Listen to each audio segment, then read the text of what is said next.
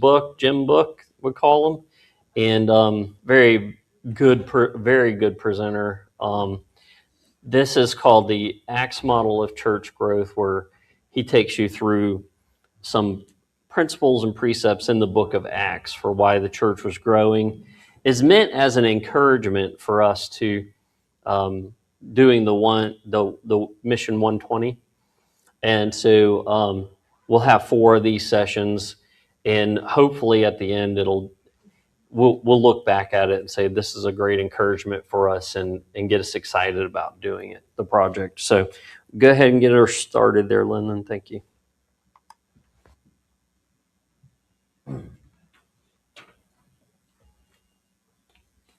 Hey, I got to tell you something. When Alex called me months and months and months ago and said, Jim, would you consider leading this seminar?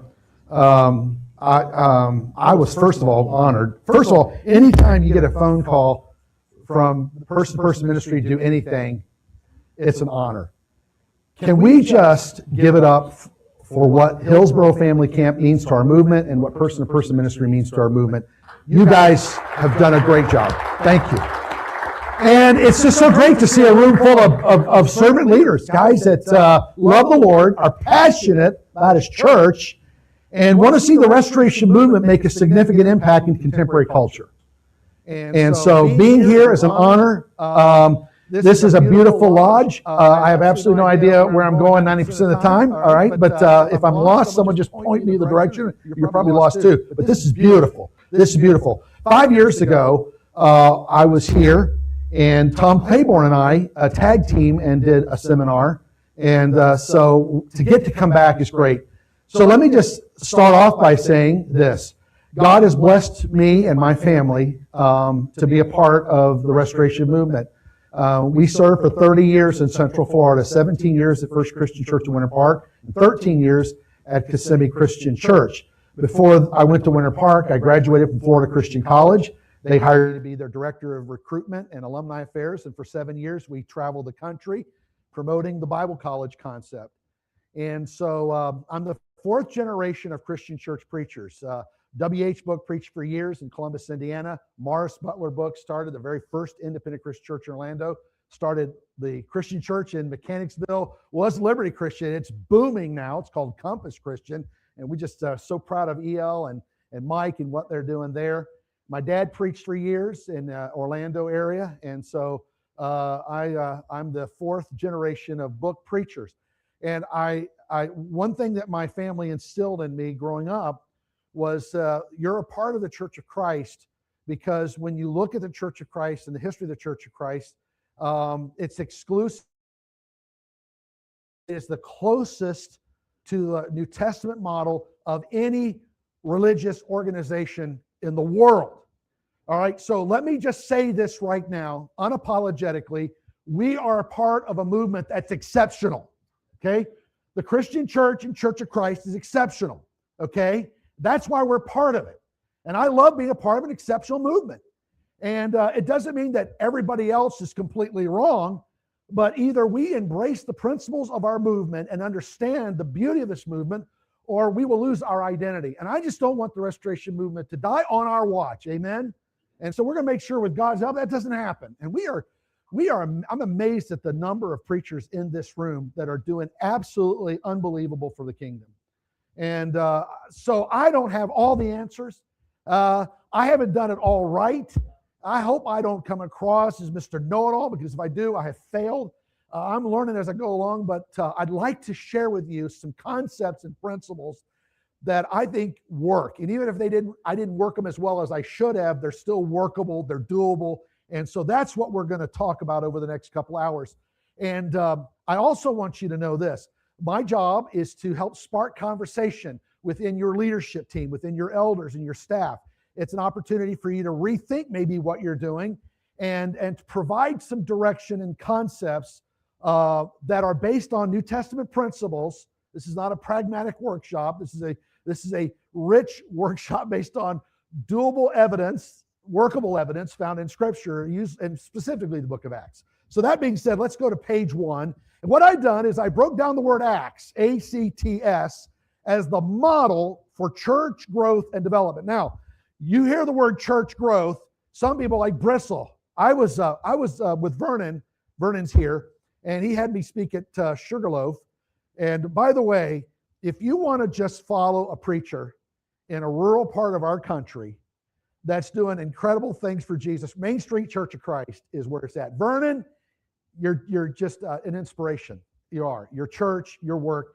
And so Vernon was leading this workshop, camp week, and I was speaking, and I was talking to a gentleman who was there, and he said, are you part of the CRA? I said, well, at this time I wasn't employed, but I wrote for the CRA, was on the board, and I was talking about the Florida Bible Conference. He goes, well, what's the theme for this year? And I said, it's entitled An Acts Model for Church Growth. And the preacher said to me, he goes, I'm not about church growth. And I said, well, then you must hate the book of Acts. And I said, you must really hate that book. I said, let me stop you right here. I said, notice the preface, an Acts model for church growth. Now, in defense of this gentleman, I will say this. There was a time in our movement that we were so offended by liberalism. We were so offended by those who had hijacked the term church growth that what we did was we overcompensated and we wanted nothing to do with it. So we didn't count how many people are coming. We didn't count baptisms. We didn't encourage our people to witness because the fear was that if we begin to grow, that somehow we'd compromise Scripture. And so we just permitted one church after another to wallow in mediocrity. Well, I'm here to tell you the term church growth has been polluted over the years. The pragmatists have hijacked it. But if you take the book of Acts and you dissect it, you will see that church growth done properly is essential to modeling ourselves after the book of Acts and the apostles. I hope you agree with that. So this seminar will inspire and encourage you. You may not agree with anything I say, but I promise you won't go to sleep. Anyway, the seminar, I just tell my church all the time, you may hate me, but you will all stay awake for the next 27 minutes. Anyway, this seminar, I'm confident, will inspire and encourage every church leader to model and replicate the early church concepts in developing our local congregations and the promulgation of the gospel, a message of Jesus Christ. Now, there is no question in any of our minds today that the Christian worldview is the only worldview that covers every area of life and thought. And when I tell people I'm a Christian, it's very easy to defend that reason because it's the only faith, it's the only ideology and narrative that covers every aspect of life. In the words of Chuck Colson, let me preface this, I don't agree with everything Chuck Colson said theologically, but a lot of stuff he said really resonated with me in my ministry. In his book, How Now Shall We Live, he states, we must, Church of Christ, preachers, elders, listen carefully, church leaders, we absolutely must show the world that Christianity is more than a personal salvation. Church growth starts with reminding everybody you had to make a personal decision to become a Christian, but once you become a Christian, then get out of the closet. I actually use that term in a movement like this. Unbelievable. It's time to get out of the closet and let the world know who you believe in. And this idea that's a personal, when you became a Christian, you had to make that as a cognitive believer, penitent believer. But man, now that we're Christians, we have to empower our people to go public with your faith. We must show that it is a comprehensive life system. It's not just something you do on Sunday morning. I used to drive my girls crazy. They call, hey, Dad, where are you? They go, are you still at church? I was like, no, hon, I'm not at the church. What? Mom said you were at church. I said, I'm at the building that houses the church. They used to drive them crazy. Like, Dad, I said, no, hon. No, listen carefully. This is the building that houses the church. You are the church. I'm the church 24 hours a day, wherever we go. So we got to challenge our people, number one, to never use that phraseology. You may be at the facility that houses the church, but you're the church everywhere you go. When you get your tires rotated, you're the church. When you're at a restaurant, you're the church. So we have to show the world that Christianity is not just something you do between 11 and 12 o'clock on Sunday.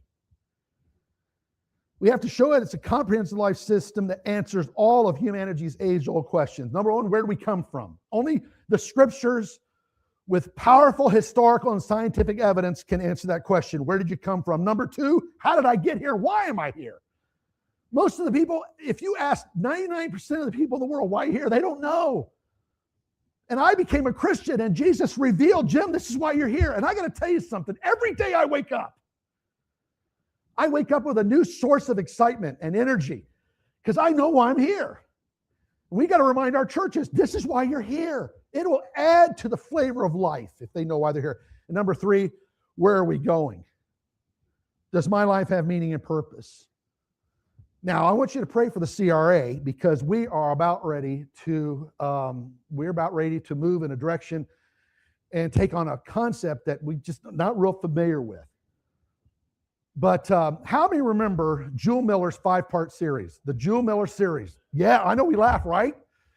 My dad was a huge Jewel Miller fan, and we had a Christian school at our church, and my dad would bring the entire student body in once a year, and we'd all sit in chapel, hundreds of students, and watch the Jewel Miller series. The problem with my dad is he, just like me, we had attention deficit. We can't concentrate. None of the books know anything, can't pay attention to anything for a period of time. So my dad he'd be on the film strip and he would lose where he was. You know, you're supposed to turn it with the bing, you know, it was a film strip, so you had a film projector.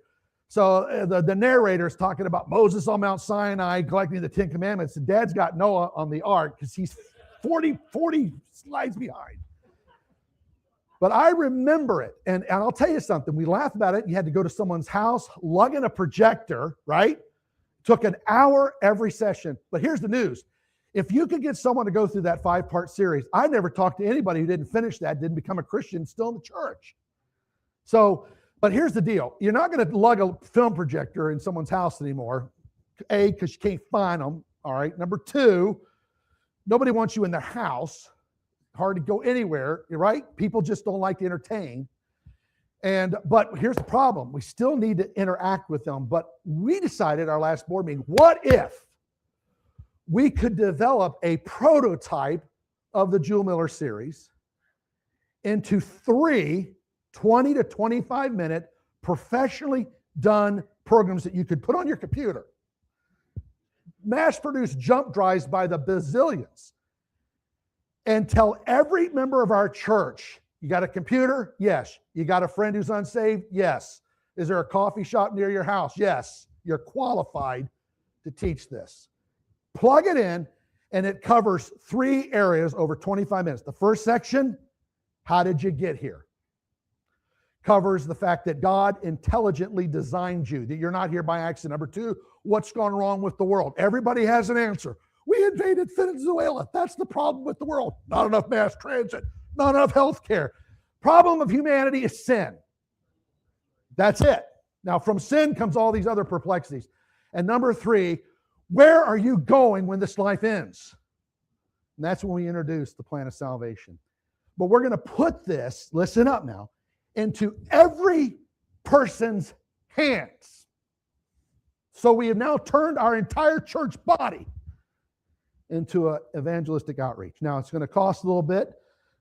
We're in the process of developing it, but I want you to pray that we can do this and get our church body excited about personal evangelism again. All right, so worldview. You're a Christian, I'm a Christian. We believe in the book of Acts. We believe in evangelism. We believe in heaven and hell because it's a part of our worldview. What is the definition of a worldview? Simply this: a comprehensive set of truth claims that purports to paint a picture of reality.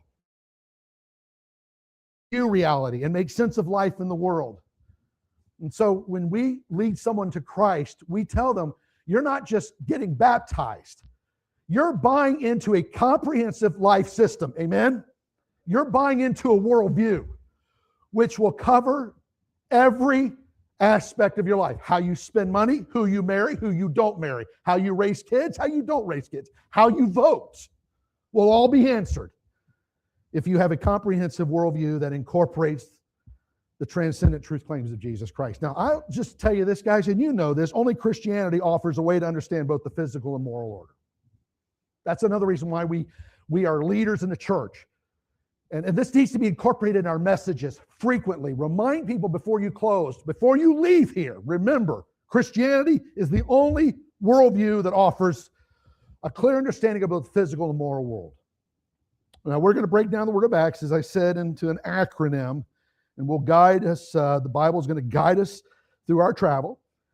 We're going to see how the early church planners, such as Silas and Paul and Barnabas, developed the same template for church growth as we have today. Now, I use the term here, and this is important for church leaders, and you're all church leaders, and this is one of the big hurdles that we have to overcome in church growth in contemporary culture. It's called fact-value distinction. You said, Jim, I've never heard of that before. That's okay. Fact-value distinction is a narrative that is very popular in contemporary society. And church leaders, we need to understand what this is. And it's simply this. It's the concept that the secular world has developed, that we believe in physical law. For instance, if you brought a pagan up here today and said, do you believe in the laws of gravity? They would agree with you. If you brought a restoration preacher next to that pagan and said, do you believe in the physical laws of gravity? Absolutely. Do you believe in the laws of DNA? Absolutely. Pagans believe in it. Christians believe in it. Agnostics believe in what we call physical law. Now, they'll argue as to how physical law developed because they don't believe in intelligent design, aka God, but they will embrace physical laws. But the same person that embraces physical laws will argue to his death that moral absolutes are not as essential to a healthy society. This is where the Church of Christ comes in. Because now I step up next to the pagan and the restoration member, and I say, can you scoot over for a minute so I can have the moment with the audience and remind the audience that you cannot have a healthy society, culture, or world unless you place upon that society the same importance on moral law as you do physical law. Why? Because the same God that created physical law is the same God that developed moral law. Well, where am I going to find out about moral law? How am I going to know what's right or wrong? How am I going to know if something's absolutely true or absolutely false? Church of Christ, let me introduce you to transcendent truth. It will set you free. All right. We have 6 sessions. I'm already tired. Woo, jeez. Got to take a break. Anyway, according to Charisma Magazine, this is not going to surprise anybody. It's now considered our nation as a post-Christian nation. Nobody's surprised. Okay, a foreign nation to committed believers. We are now living in a foreign nation that's committed to believe. Perhaps that's why Peter referred to the disciples as pilgrims and sojourners. Every believer lives each day looking through 3 dimensions. And please read the book of 1 Thessalonians. It's beautiful because Paul introduces all of us to these 3-dimensional worlds we live in. The present world is the world we're living in now. The kingdom world is the kingdom we serve. And the eternal world is the world we long for. 1 Thessalonians, Paul reminds the church, every day we wake up, we live in these 3 worlds. Now remember, as you grow your church, and people say, why should I come to church on Sunday morning and listen to you preach? Why should I get involved in a life group? Because we're the only organization on planet Earth that can help you travel through this 3-dimensional world. Now let's just back up. A secularist or one who embraces what we call existentialism, they only live for what world? The present. I'm just looking for present. I'm just looking for happiness. I'm just looking for contentment. I just want to do whatever I need to promote me. It's called individualism or ontological individualism, if that matters, but that's what it's called. And the Church of Christ says, okay, go ahead. You can maybe get that from television and following the sporting world, but you're going to end up empty at the end of the day. Let me introduce you to a concept that can empower you to enjoy the present world, but enjoying the present world through the lens of advancing the kingdom, the church. And if you get involved in the kingdom world, you're guaranteed a spot in heaven. Who doesn't want that? You say, well, Jim, who's going to proclaim that word? The only institution that was put here to do that, the Church of Jesus Christ. Now you begin to see now how important it is that your church not just exists, but lives. Remember, existing is biological, living is spiritual. And I used to say, Kissimmee Christian Church, you want to exist or you want to live? It's your call.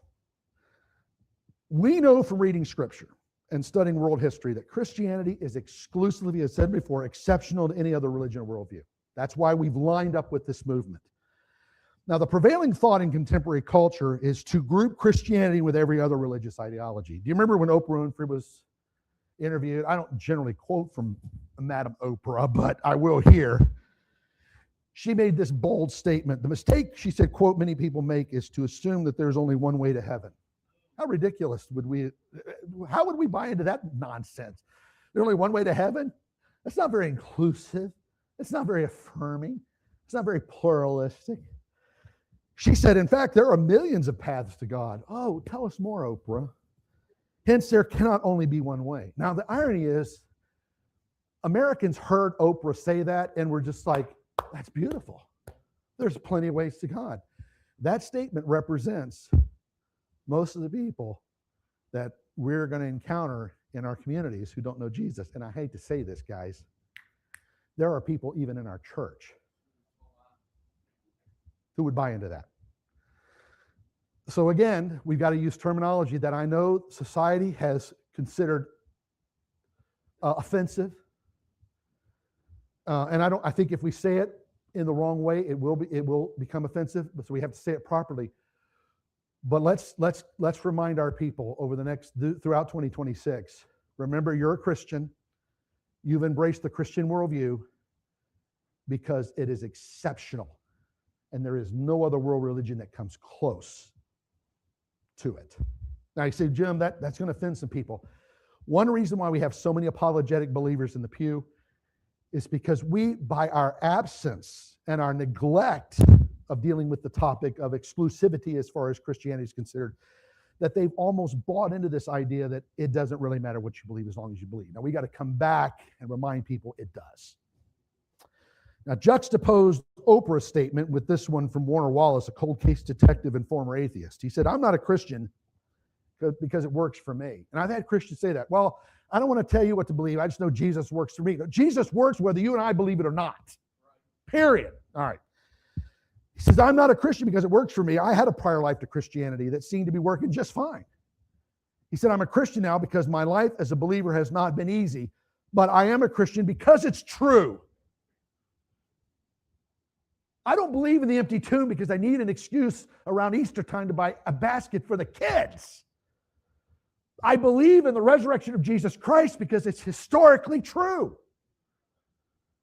I don't buy into the Christmas holiday season because I want to get some gifts, although I'm perfectly fine if you want to give me one. But the point is, I tell our church all the time, I say, everybody has a love language. You remember the love language book? There's kids, my love language is affirming people. Physical touch. I used to tell people at the church, my love language is getting stuff. Okay, so just so you know, I don't think that's in the book, but I created another one. He said, I'm a Christian, but you know why? Because it's true. Whether I believe it or not doesn't matter. The fact it's true. And I want to live in a way that reflects what is true. I'm a Christian because my high regard for truth leaves me no alternative. That's why you're a preacher. You're a preacher because when you look at your audience and you go into your community, you say, I want you to become a Christian. Why? Because you want me to join your church? No. Because you want me to start giving money to your church? Okay. No. That's not the only reason. I want you to become a Christian because Christianity is based on objective truth. That if we start thinking that way, I'm going to tell you something. It's going to put gunpowder in our messages. John 8:32, I am the way. And I can give you life. No man comes to God but by me. So I'm not a Christian, page 2, simply because it works for me. It may or may not be fit for you. I'm a Christian because it's based on objective truth. And that makes it very right and very good for everybody. So I'm going to ask, now, you'll see periodically in our outline, and I want to thank Kevin and Alex for printing this up for me and for cleaning it up because I misspelled a bunch of words. A funny joke. I was doing a revival at Millwood with Dave, and after the Sunday morning, we went in the back and we were shaking hands with folks. He goes, I want to introduce you to someone. It's like, okay. And the editor of the Restoration Herald attends there. And he says, this is the young lady who edits the crud that you produce every week that's misspelled, run-on sentences.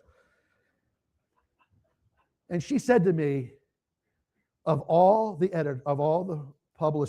people who publish articles, yours is without a doubt. And she ran out the door. And I never saw her again. And she did not go on her way rejoicing, that's for sure. All right.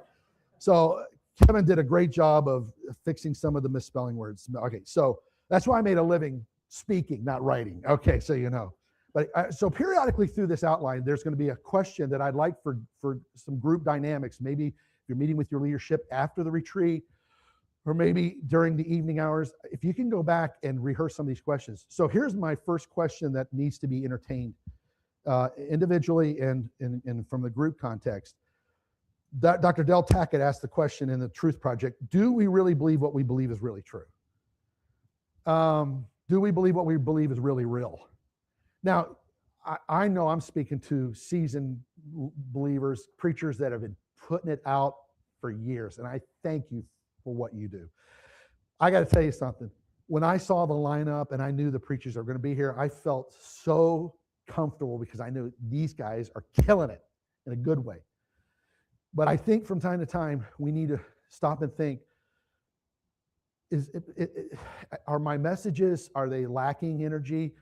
Are we lacking vision in the eldership? Are our people becoming satisfied with mediocrity? Not because they're tired, not because they're just need a break. Is it possible, remotely possible, hopefully, but is it possible that they don't totally believe what they believe is really real? And I think we live in we deceive ourselves, preachers and leaders, if we think that everybody who's a member of our church has a total and comprehensive understanding of the fact that it is real, but do they understand that? And if they don't, they need to. They need to. So how does the modern day Church of Christ re-engage and retard the moral and spiritual erosion taking place in contemporary culture? Realize from the start that even though we are the visiting team, we can still be the winning team. Now, I'm leaving here and heading to Bowling Green, Ohio later on this week to speak to a group of preachers in the Christian church area in that part of the country. And they said, Jim, we want you to address the issue, can the Church of Christ still win in today's society? The short answer is yes.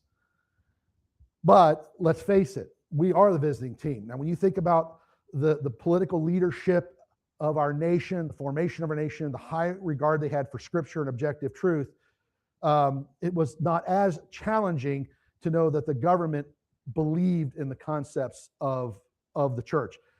James Madison invited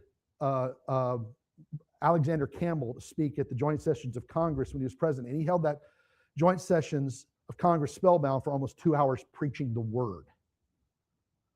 So I'm just going to ask this question. Can you imagine in a billion years Joe Biden inviting any preacher in this room to have coffee with him for 20 seconds? The answer is no.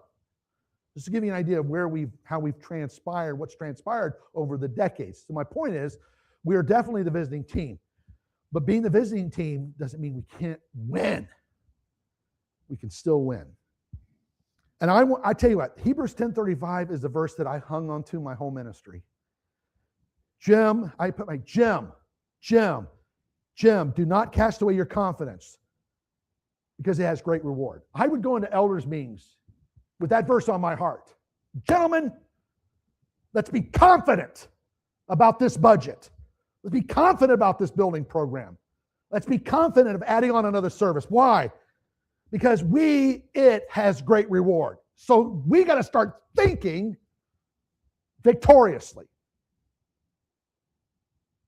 Gentlemen, do not cast away your confidence because it has great reward. All right, let's talk about A in Acts. A stands for accelerate the delivery of the message. No question, I am standing in front of men who really know what truth is, and I'm so grateful.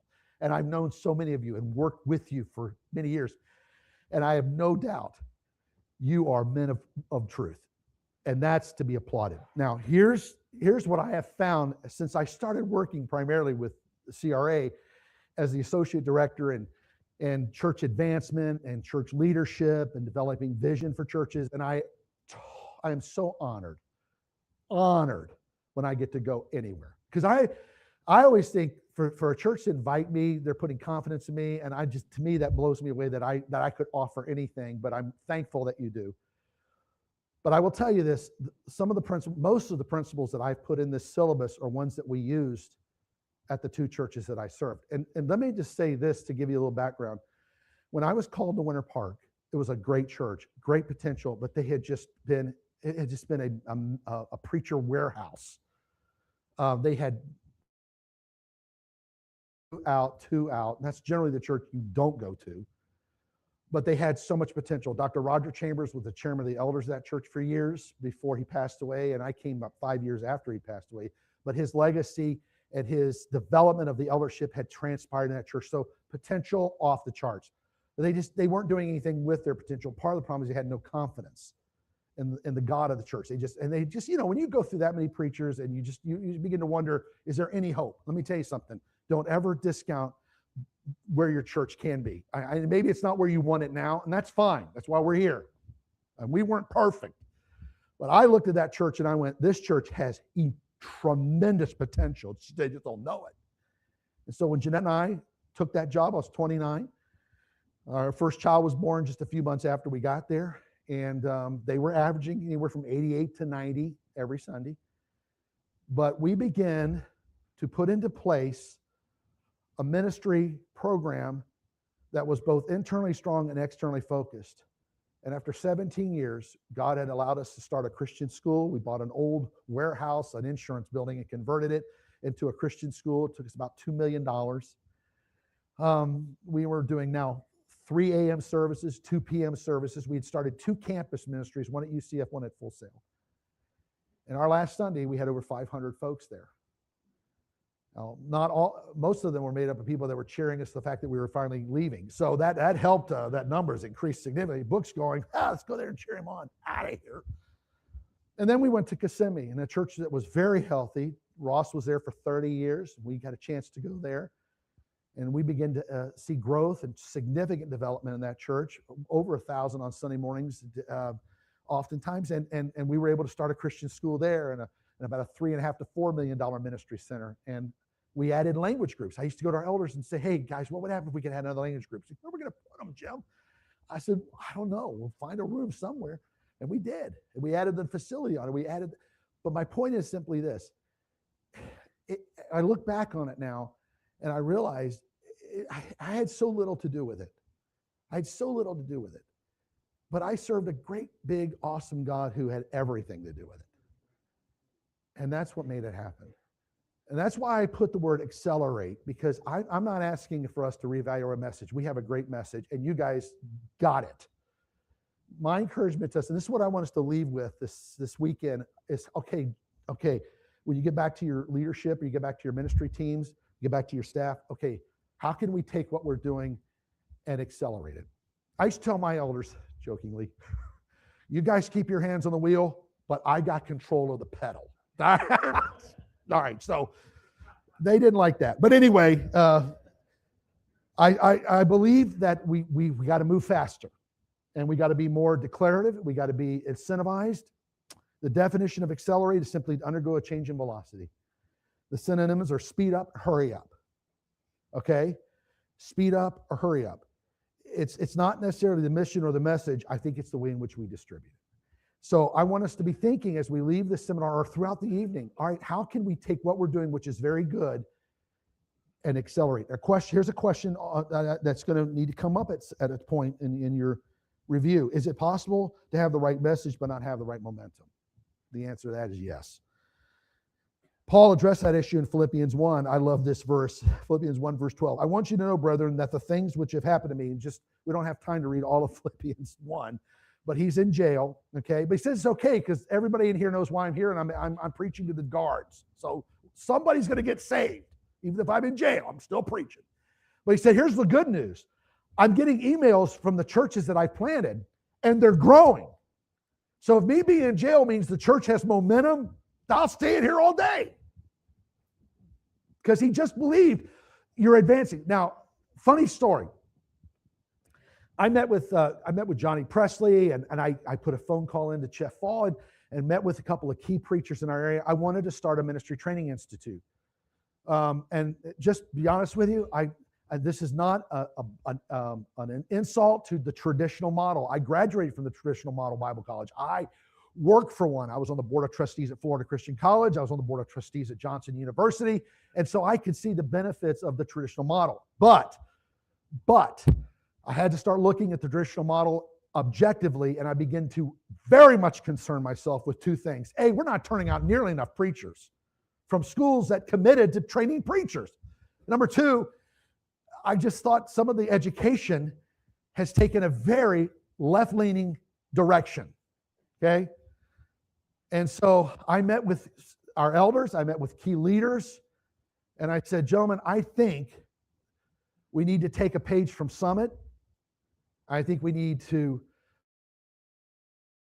page from Louisville, although Louisville is more of a traditional model, and I said, I think we have to start a preacher training school in the state of Florida and address the preacher shortage in our state. It's the second fastest growing state in the United States. People are moving here like crazy, okay? If you don't believe that, go to Orlando, okay? It's a parking lot on every interstate. And I said, but these people need to be reached. Well, we got churches, too many churches that need preachers. And I said, we can either talk about it or we can accelerate it and fix it. And they said, well, what do you want to call this school? I said, I don't know. So we kicked around the Central Florida School of Evangelism, like, it's too long. And so I said, gentlemen, let's suspend the meeting for a little bit. I got to go pick up my daughter from school, and then we'll pick this up tomorrow or the next day. So I'm driving to go pick my daughter up from school, and this trash truck cuts in front of me. I'm like, and then I look on the truck, and it says advanced sanitation. You ever seen the movie, It's a Mad, Mad World, and they're all running under the W? And it's like, ooh. And I was like, advanced center. And then I hit the truck because I was looking at the heavens. So I went back to the meeting. I was like, I got a name. Like, what? I don't know, but thanks to the sanitation company, Advanced Center for Ministry Training. And I said, our key verse will be Philippians 1:12. It's okay that I'm in jail if it means the gospel is advanced. But notice Philippians 1:12 is about what? Velocity. Paul doesn't say, I'm okay to be in jail so the message can still be preached. He said, I'm in jail. I want it to be advanced. I want it to be accelerated. Okay. Angela Duckworth is a brilliant scholar who attended both Harvard and Oxford. She examined people who survived West Point, survived it. I think that's funny. Inner city schools, yep. And business people who made millions of dollars. She concluded all three groups of people had one thing in common and had nothing to do with education.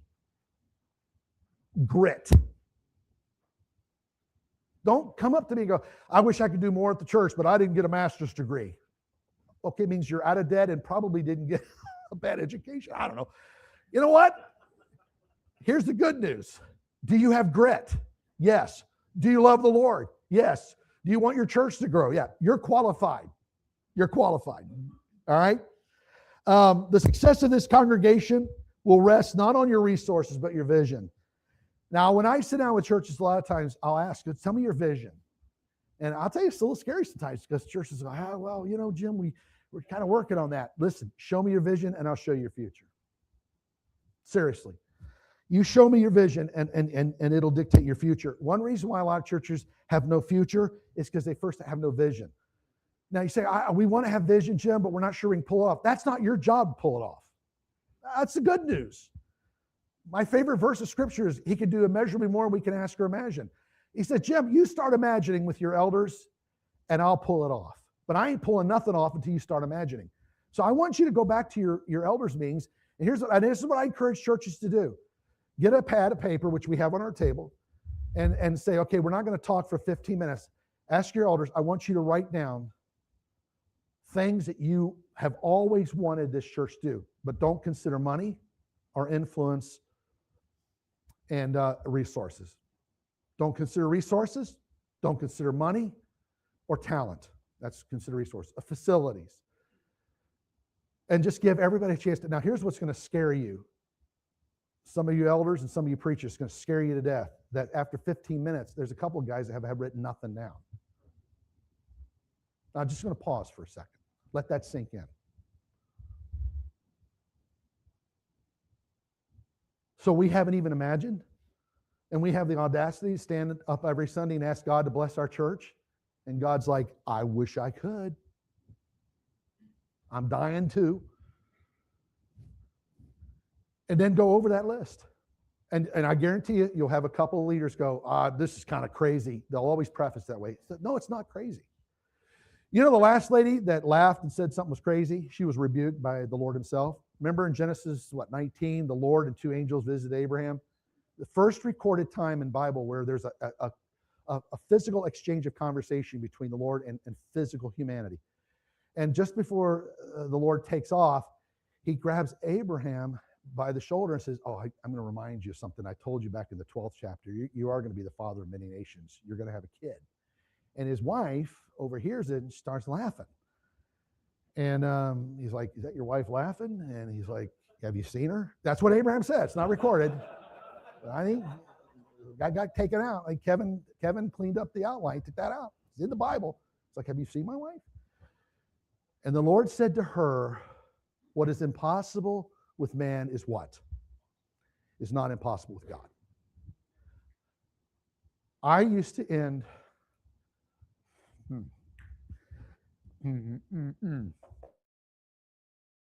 Kissimmee when we were just booming and we knew there was a greater territory to be accomplished. And I would remind the church of that.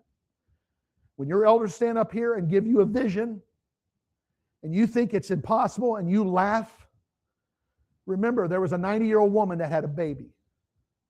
And if a 90-year-old woman can have a baby, we can build this ministry center. If you think building this ministry center is difficult, ladies, then try having a baby at 90 and you'll jump on this building program. I guarantee it. Now, here's a list of silent behaviors that will hold your congregation and your leadership back, okay? So here's a couple of, these are the silent killers, okay? They happen, you don't even know it, but they're happening. And every leader, be aware of this. Number one, comfort. Comfort kills success.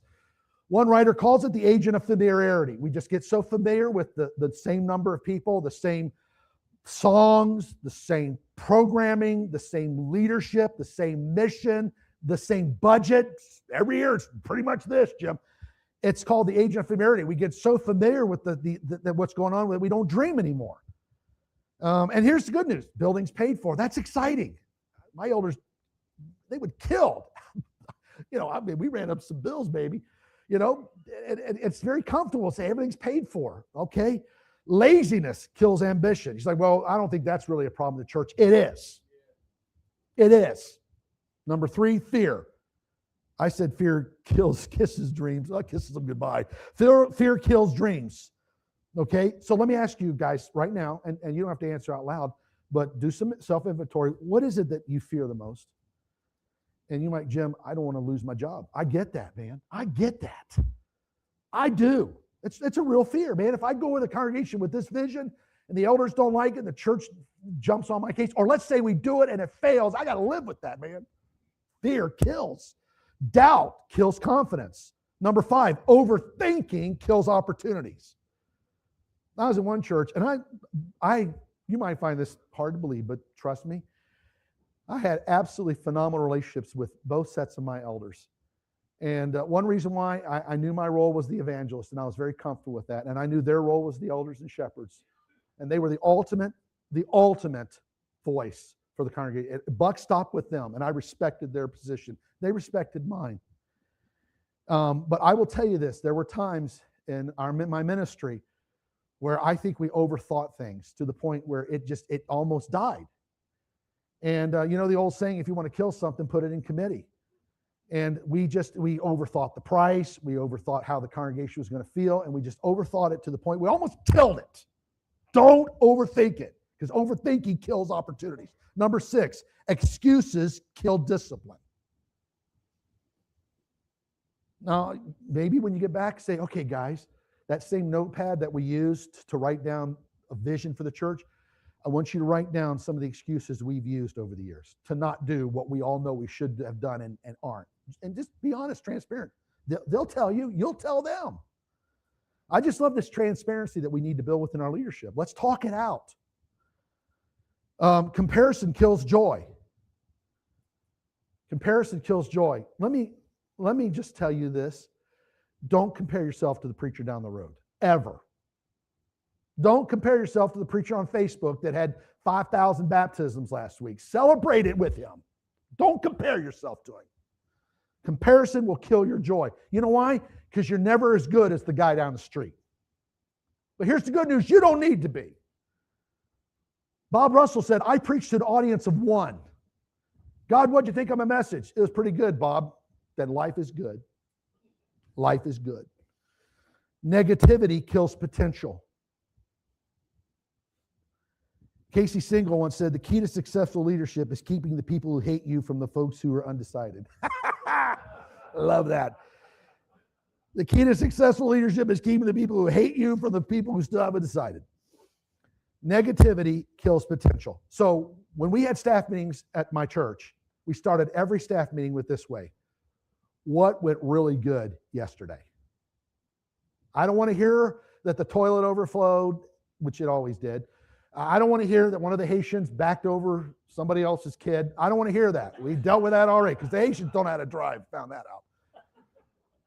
I said, we'll talk about that after this. I want to know what went right yesterday. And then there's nothing too small to celebrate. And so we go around the table. And I'm telling you, you could just see the looks on everybody's face. Because you know when it's a staff meeting, it's like, ugh. But when you could start off a staff meeting and celebrate it. And I said, there's no victory too small that we're not going to celebrate. And you'd be surprised how every week it's like, I had no idea God was doing all that on this property yesterday. Celebrate everything. Celebrate with your elders. Before you get in your meeting, say, guys, let's go around the table and let's remind each other why we love this church. Let's remind each other why we love the Lord, why we love this community. Almost done. We're going to take a break. Number 9, stay in toxic circles will kill your future. Surround yourself with preachers who love you and will pour into you. I don't care if you have to get on the phone or email them. Find people that will empower you. Number 10, and we're going to take a break. Seeking approval kills your authenticity. John Anderson, remember that song he wrote? Wake me up early, be good to my dogs, and teach my children to pray. I've never understood those lyrics, but that's pretty simple. I don't need a lot of approval. Just wake me up early, be good to my dog, and teach my children to pray. I used to tell my elders all the time, just pay me on time, boys. Just kidding. All right. All right, let's do this. Let's take a break, right? Alex, take a break, and we'll be back at 3 o'clock. All right.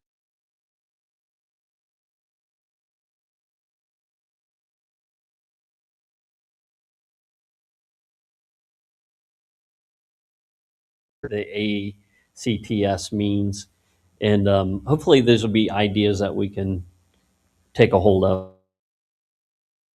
Thanks for men like Jim, and we're grateful for your word and for the opportunity we have to minister here. And we know there's many lost people who